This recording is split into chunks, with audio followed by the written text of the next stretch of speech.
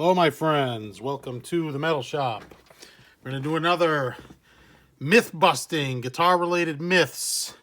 And I did get quite a few comments saying that the myth-busting segment or videos should become kind of a regular thing. And so what I will do is, as I accumulate the myths, once I hit a good number, 5 or so, depending on the topic, I will shoot one of these guitar myth-busting videos. All right, seems to be pretty popular, and I like doing them as well. So let's get started. Number 1, Peavey Wolfgang on the bench here.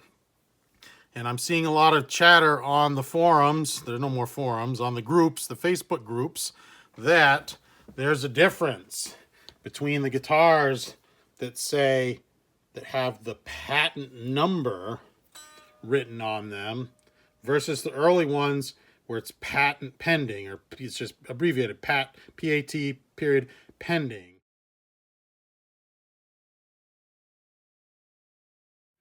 And mine is a later one that has the patent number on it.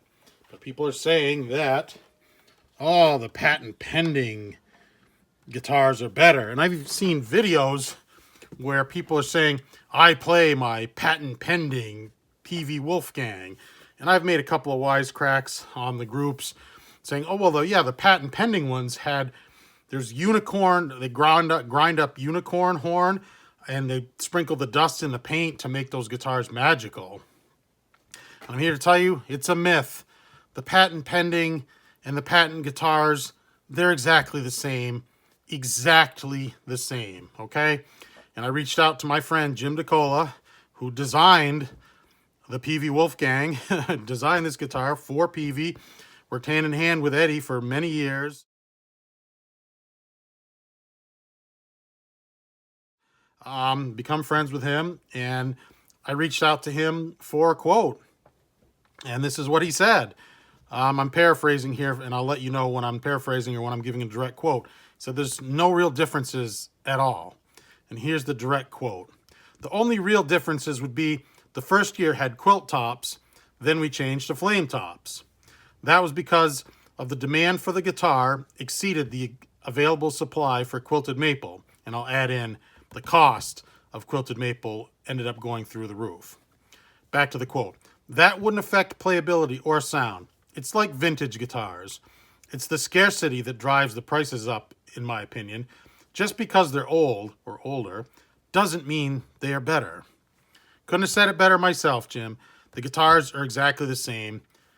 They are waiting. The only thing it's good for, if it says patent pending, it tells you that you have a very early guitar.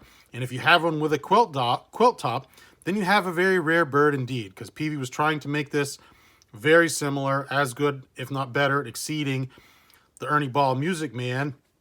So if you have one of the early ones with a quilt top and patent pending, congratulations. You've got a great, very early guitar.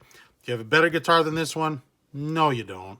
That myth is busted. They are the same guitar.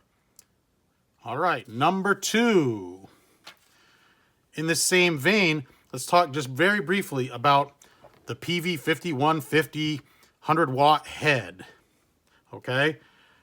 We're going to discuss, again, very briefly, the block letter head versus the script or the signature head.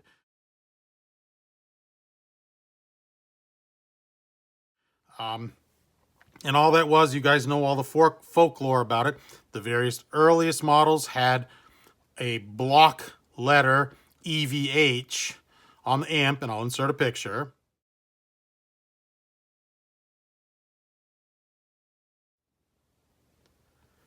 And they were contacted by EV or Electro Voice and asked to stop putting EVH on their amps because they said it was confusing to consumers.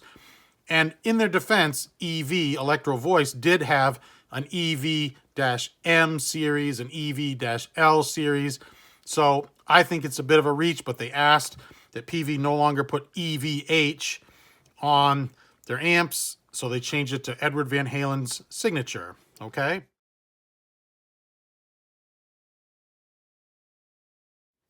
So, again, same as with the Wolfgang here, if you have the block letter, and the exact numbers aren't known, the amp was started being produced and being sold in about 1992.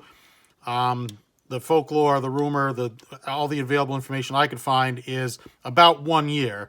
It had the EVH block letter on it, and changed to the script after that run, where they made that run of amps and started a new one. They switched to the Eddie Van Halen signature.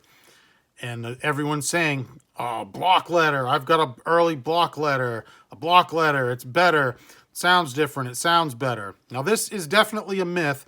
They're exactly the same amp, but I reached out to James Brown, the designer of the 5150 amp. And these people they're just people. They're attainable now. I reached out to him on Facebook. We became friends on Facebook, asked him for a quote, and he gave me one. How about that? And I'm going to read you directly what he said from James Brown. No difference except for tubes. EV, Electro Voice, told us to stop using EVH to avoid confusion with their speakers. And rather than fight it, the name was changed to a signature. About the same time, we happened to run out of our last time buy of US Philips tubes and switched to Chinese tubes. Okay, so you're like, oh, well, but wait, they switched the tubes. And yes, that's true. But the analogy that I would make in this case is that's like buying a 1992 model year car and a 1993 model year car where they're exactly the same, but they come with different brand tires. Tubes are a consumable product. And this is probably what started the folklore of the EVH block letter. People were probably playing those, and then they had multiple amps, they got the signature, and it didn't sound quite the same because it had different tubes. But by now, as tubes are a consumable part, all the tubes that came stock in those guitars are in a landfill somewhere, creating toxic waste. They've all had to have been changed, and you could have put the Philips tubes, which were still available to consumer, in your EVH signature head, and it would sound exactly the same as the block letter. You could put Chinese tubes in your block letter. It's going to sound exactly the same as the stock tubes in the signature, and so on. People are going to argue that, oh no, Peavey changed the transformer. That's what changed the sounds in it, and that's true. And Peavey did some research on their own, and they found very, very late, almost at the end of the run. And what is the exact quote? It occurred at the end of the lifespan of the 5150 design as it transitioned or evolved into the 6505. They changed the transformer. The company that they bought the transformer from changed them slightly. And when Peavey went to reintroduce the block letter, I think they called it the 1994 original, they found that slight change in the transformers, and they had the transformer company make them exactly the same. So when they did the reissues, they were exactly the same. So don't believe anyone that's saying, oh, the transformers are different in the signature. The majority of the signature 5150 amps with Ed's signature on them have the exact same transformer as the block letter throughout the run. Don't forget, it went from 92 all the way to 2004. So very late in 2004, that's when the new transformer was transitioned into those amps, and that will make a change. Peavey's very good about it. You look on the back, there's a tag right on it, usually front and center on the back, heavy buck tag that says the date of manufacture right on it. So check it out.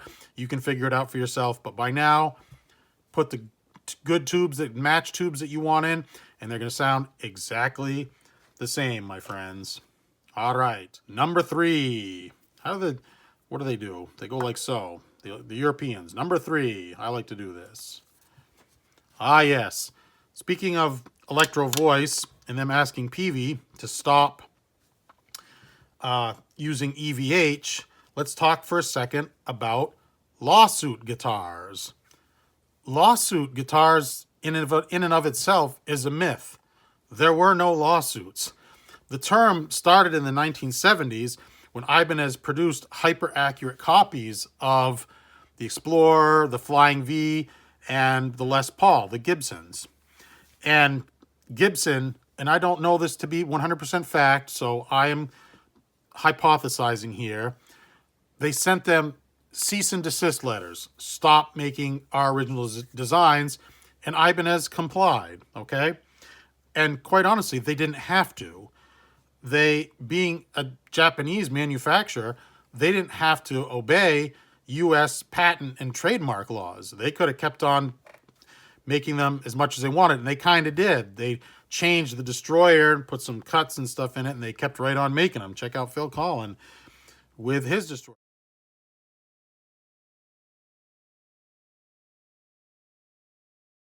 Anyway, that's where the term lawsuit guitars comes from.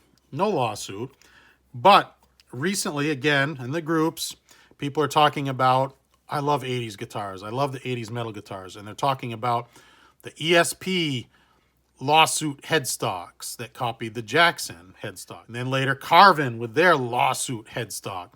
And I will insert pictures of both of them here.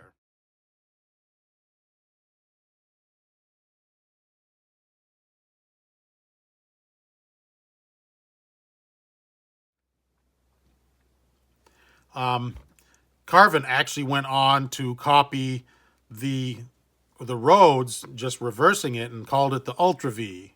And I'll insert a picture of that as well.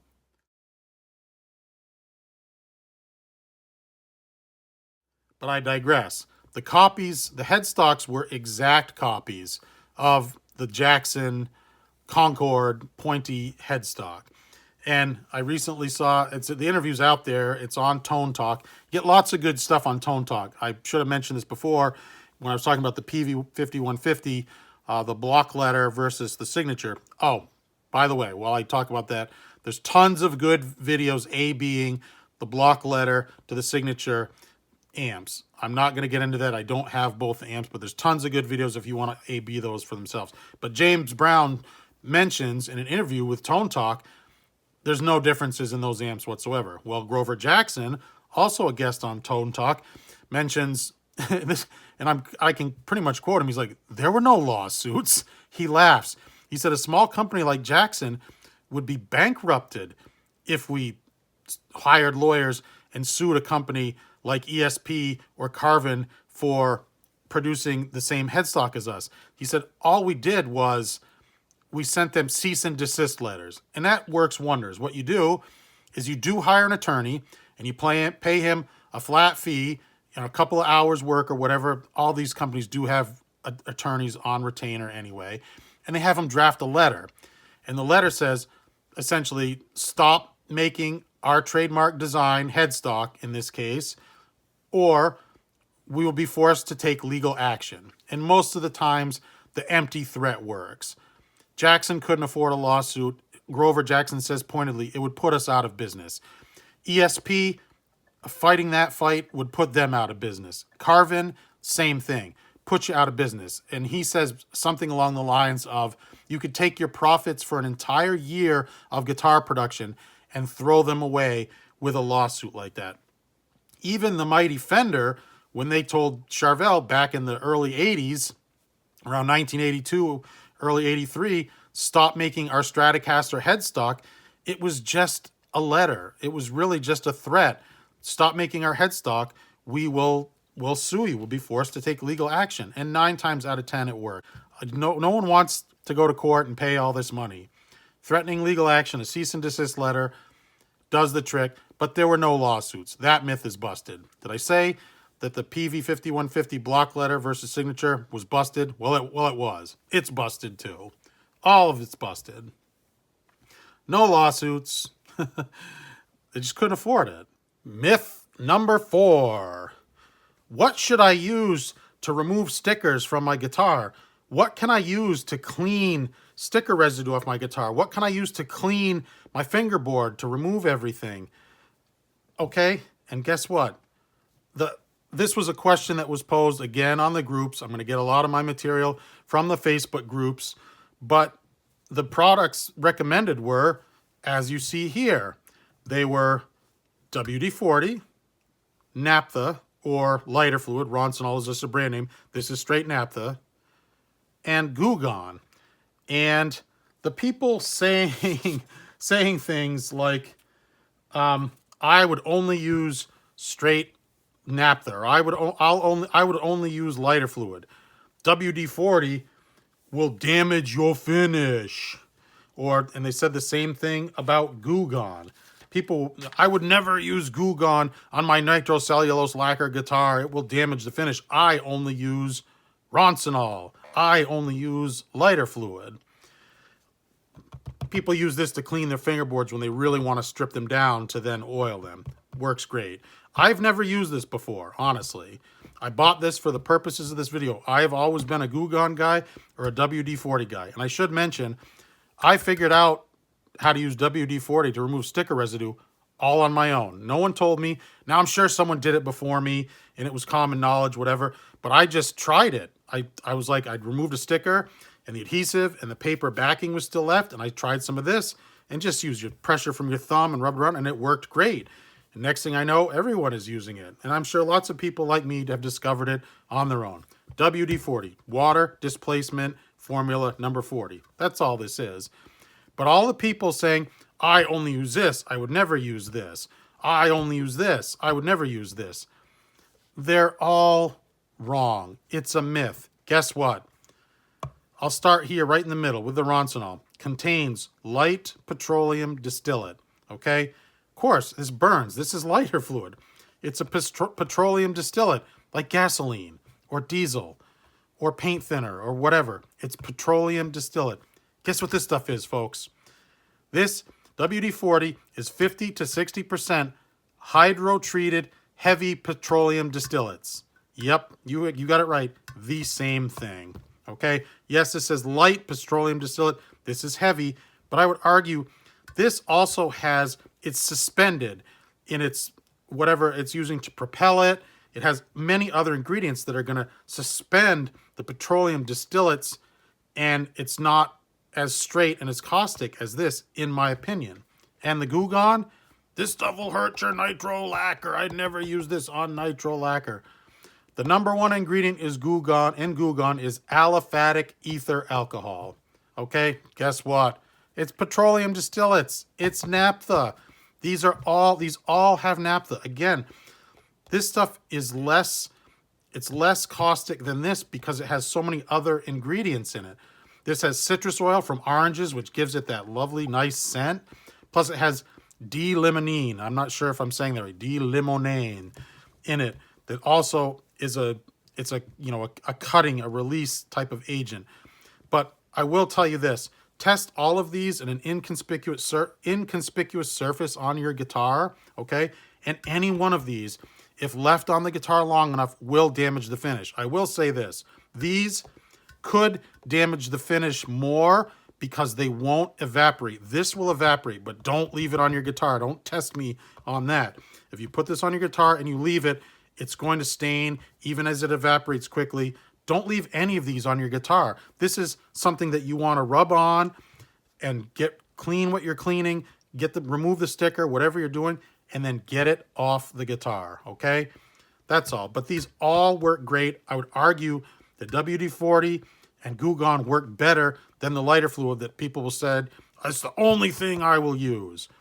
They all have petroleum distillates in them. They all have the same basic ingredients, okay?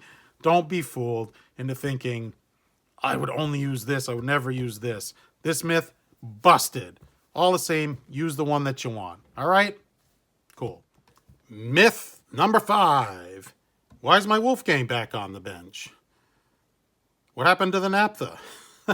Anyway, who invented the D-Tuna? This is a myth that I only learned the truth last week, okay? Big shout out to Marty5150. Check out his channel.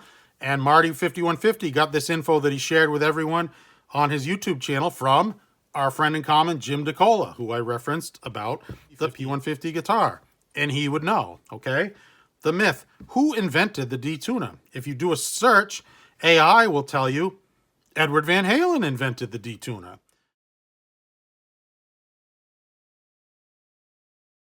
And a lot of people actually believe that. I'd always thought that I was a little bit better informed. I always had been told and heard from very reputable sources that Adam Reaver of FU Tone invented the D-Tuna, and he had sold the patents to Eddie Van Halen. And that's what I had heard, and I believed that for years. Just this past week, I learned, nope, that's a myth. A guy named Robert Benson from Buena Park, California, invented the D-Tuna. Now, Robert Benson was a copier repairman and a tinkerer and a guitar player, and he invented this. And this quote comes directly from Sterling Ball, and I'll insert the quotes. He goes by Big Papa on the Ernie Ball Music Man forums, and I'll insert a picture of the post that he made on the subject.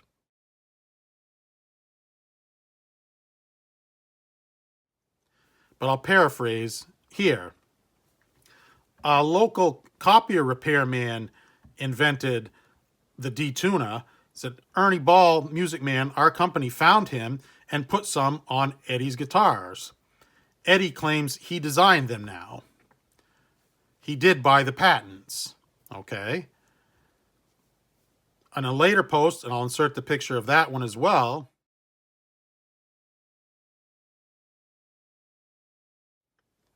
we, Ernie Ball Music Man, the company, had D-Tunas first. We got them with Ed in mind. But Dudley Gimple, famed designer Ernie Ball Music Man at Music Man, Dudley Gimple perfected it. Okay? Eddie claimed to have designed it in the original press releases after he bought Robert's patents.